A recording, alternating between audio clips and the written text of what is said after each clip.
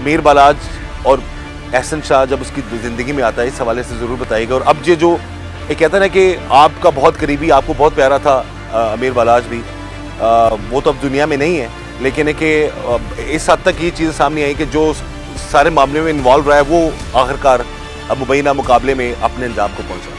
देखें, जब बलाज बहुत छोटा था, टीपू पहलवान जब फौत हुए तो बलाज और इसके दोनों भाई, ये तीनों भाई जो है ना पाकिस्तान ये आ जाते हैं। ये उस टाइम पे बैरून मुल्क तालीम हासिल करने के लिए टीपू पहलवान ने इन्हें भेजा हुआ था। अमीर बलाज, मौसब और मीर फतेह, ये वहाँ पे तालीम हासिल करते थे।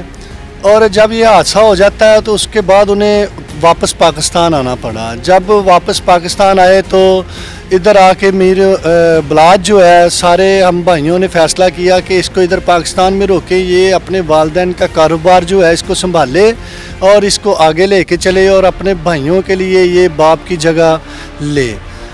जब ये होता है तो इसी दौरान फेसबुक के ज़रिए एहसन शाह की दोस्ती हो जाती है मीर बलाज के साथ। आज से कितने साल पहले? ये 2010 की बात है, 14 साल पहले की बात है। इनकी दोस्ती हो जाती है। जब दोस्ती होने के बाद ये एक अपने कज़न के ज़रिए जो है सीढ़ी बनाता है, तो ये बलाज के घर पहुँचता है, करीब होता है, दोस्तियाँ बढ़ जाती हैं इनकी। वक्त के साथ साथ ये भी जवान होते गए, गुजरते गए। जब इसने देखा कि अभी मेरा कोई काम नहीं बन रहा, इसने फिर लड़कियों के साथ तल्लकात बनाना शुरू कर दिए। एहसन शाह ने फिर लड़कियों के साथ इसने बैरून मुल्क कोई अपना जो प्रमोटर कहते हैं, लड़कियों को सप्लाई करते हैं, वो अंडरग्राउंड अपना धंधा शुरू कर दिया, जिसकी इसने भिनक तक भी बलाज तक और हमारे तक नहीं पहुंचने दी। और मदद वो डायरेक्टली इनडायरेक्टली पैसे की वो बलाज से लेता, चाहे कुछ भी बहाना लगा के उससे पैसे निकलवाता। अभी देख लें, रिसेंटली जो है 50 लाख रुपया इसने घर में रखा और 10 लाख रुपया उम्रे के लिए बलाज से आके मांग रहा था कि मुझे दे दो, मैंने उम्रा करने जाना है, कि मैं इनको दिखाऊं मेरे पास कुछ नहीं है। तो ये अंदर ही अंदर ना अपने जो काले कारनामे थे इनको सरंजाम दे रहा था।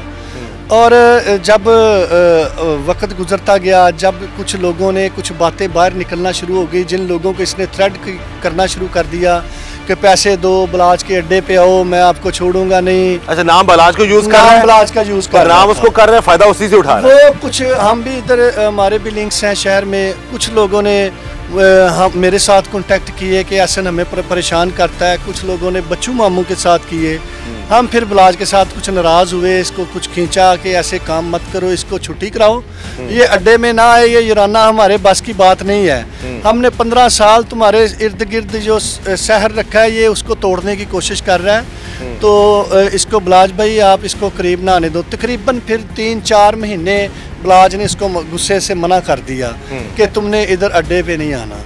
जब इसने ये देखा रिसेंटली, इसने तो मुझे इस हद तक कर दिया है कि ये मुझे अड्डे से आने पे मना कर दिया है, तो ये तो कल को मुझसे मिलना भी ख़त्म कर देगा। तो मैं तो आज जो 14 साल पहले सफ़र किया था, तो मैं तो आज भी उधर आके खड़ा हो जाऊंगा फिर। तो मेरे जो नापाक अज़ाइम हैं इनको मैं कैसे प्रवान चढ़ाऊँगा। इसी असना में इसने फिर बलाज से सुलह की, मिन्नतें तरले वास्ते किए कि किसी तरह मैं फिर इसके घर में घुस जाऊँ। जब इसके ऊपर मैं फिर पूरा इत्मीनान दोबारा बना लूँगा तो इसके बाद मैं तीफी भट्ट से रब्ता करके इसका काम तमाम कर दूँगा। आपके मुताबिक, बकौल आपके, कि एहसन शाह ने खुद रब्ता किया तीफी भट्ट से? जी, इसने खुद रब्ता किया। तीफी भट्ट जो पहले ही इस इंतज़ार में बैठा हुआ था कि मैं कोई भी नुकसान इस घर का हो सके तो मैं करूँ, तो वो धाक लगाए बैठा था। जब उस तक ये खबर पहुँची कि एहसन शाह उससे मिलना चाहता है, तो उसने शेल मलिक को कहा इसको जल्दी लेके आओ। वो उसको जब लेके गया एहसन शाह को, वहाँ पे इनकी पहले 3 मुलाकातें हुई रैंडमली, ऐसे इधर की बात उधर की बात, बलाज क्या करता है, कैसर भट्ट क्या करता है, ये कहाँ बैठते उठते हैं, ये सारी मालूमात इसने लेने के बाद जो तफ्तीश में एहसन शाह ने और जेल जाने के बाद जब मैंने एक आदमी उसके पास भेजा, तो जो उसने इंकशाफात किए, इन्होंने वहाँ पे बलाज के मर्डर का प्लान बना लिया। इन्होंने ये प्लान बनाया तीफी भट्ट और एहसन शाह ने कि बलाज को रास्ते से हटा दें। और इसी असना में तीफी भट्ट ने उसको कहा मैं तुम्हें 5 करोड़ रुपया मैं तुम्हें देता हूँ, आप मेरे बेटे हो, आप कारोबार शुरू करो, और बलाज को कत्ल करने के बाद आप जिस चीज़ के ऊपर आप हाथ रखोगे, तीफी भट्ट तुम्हारे साथ खड़ा है। सारे मामलात जो थे यहाँ तक मौजूद थे कि अमीर बलाज ने हमेशा एहसन शाह का ख्याल रखा, लेकिन एहसन शाह शुरू से ही यही सोच रहा था कि मैं किसी ना किसी तरह बलाज को नुकसान पहुंचा के तो ताकत और पावर हासिल करूं। DHA में बलाज अपने दोस्तों के पास जाता था, वहाँ पे रैकी दी इसने, वो खुशकिस्मती से वहाँ से निकल गया।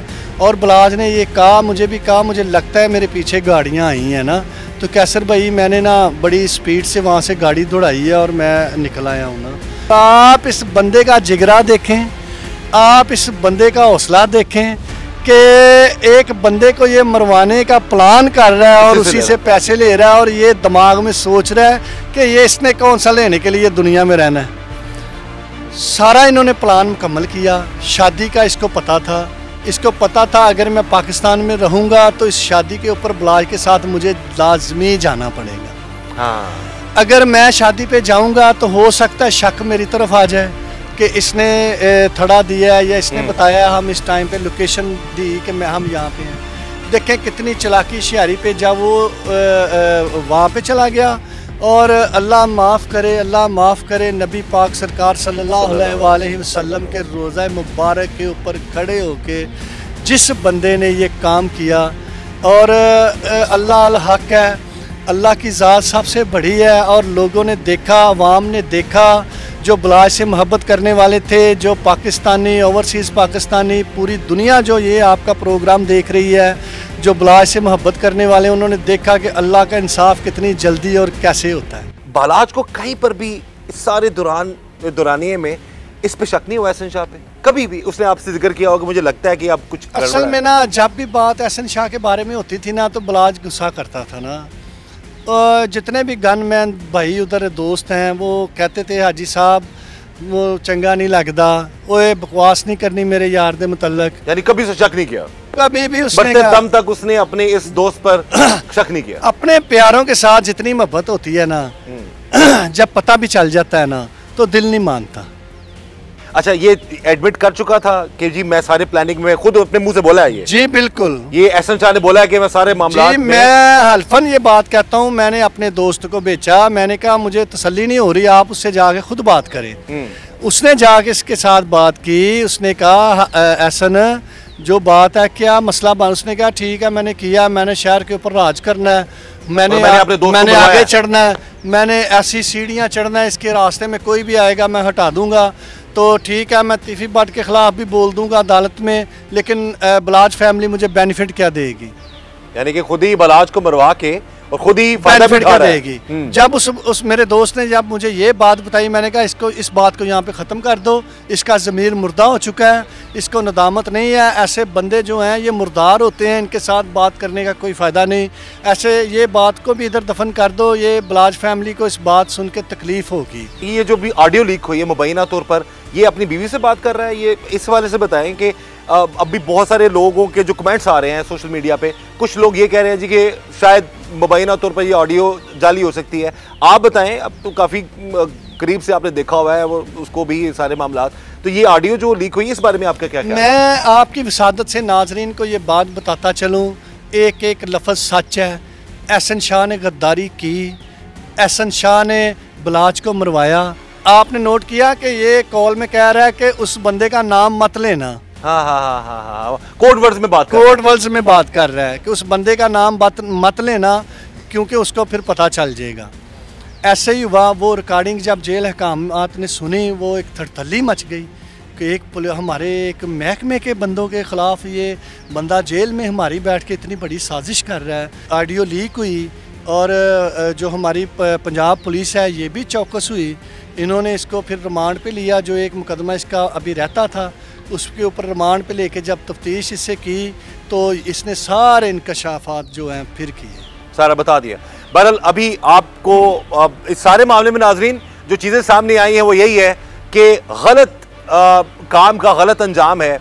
एहसन शाह ने अपने एक बहुत ही प्यारे दोस्त अमीर बलाज के साथ धोखा किया और वो शख्स मरते दम तक उस पर एतबार करता रहा, मरते दम तक उसने एहसन शाह का ख्याल रखा और जाते जाते 10 लाख रुपया भी वो अपने दोस्त को दे गया उम्रे के लिए।